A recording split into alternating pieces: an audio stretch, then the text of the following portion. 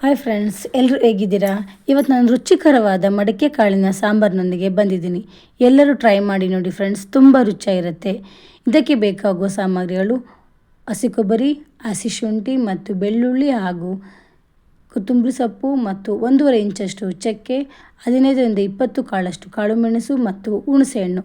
ನಾನು ಇವಾಗ ತೋರಿಸಂತೆ ಎಲ್ಲ ಸಾಮಗ್ರಿಗಳನ್ನು ಮಿಕ್ಸಿ ಜಾರಿಗೆ ಹಾಕಿ ಅದಕ್ಕೆ 1.5 ಚಮಚದಷ್ಟು ಅಚ್ಚು ಖಾರದ ಪುಡಿ, 1.5 ಚಮಚದಷ್ಟು ಸಾಂಬಾರು ಪುಡಿ ಹಾಗೂ 1 ಚಮಚದಷ್ಟು ಹುರಿಗಡಲೆಯನ್ನು ಹಾಕಿ ನುಣ್ಣಗೆ ರುಬ್ಬಿಕೊಳ್ಳಬೇಕು ಫ್ರೆಂಡ್ಸ್.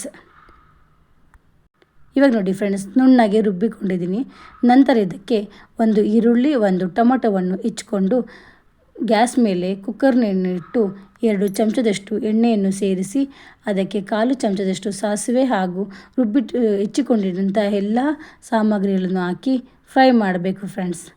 ನಂತರ ಇದಕ್ಕೆ ಮೊಳಕೆ ಬಂದಿರೋಂಥ ಮಡಿಕೆ ಕಾಳನ್ನು ಸೇರಿಸಿ ನಾವು ನುಣ್ಣಗೆ ರುಬ್ಬಿಟ್ಟುಕೊಂಡಂತಹ ಖಾರವನ್ನು ಅದಕ್ಕೆ ಸೇರಿಸಬೇಕು ಫ್ರೆಂಡ್ಸ್.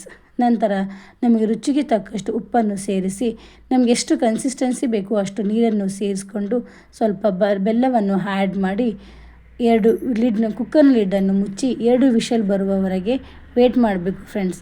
ಲಿಡ್ಡು ತಣ್ಣಗಾದ ನಂತರ ಮಡಿಕೆ ಕಾಳಿನ ಸಾಂಬಾರು ರೆಡಿ. ಒಂದು ಸತಿ ಮಾಡಿ ನೋಡಿ ಫ್ರೆಂಡ್ಸ್.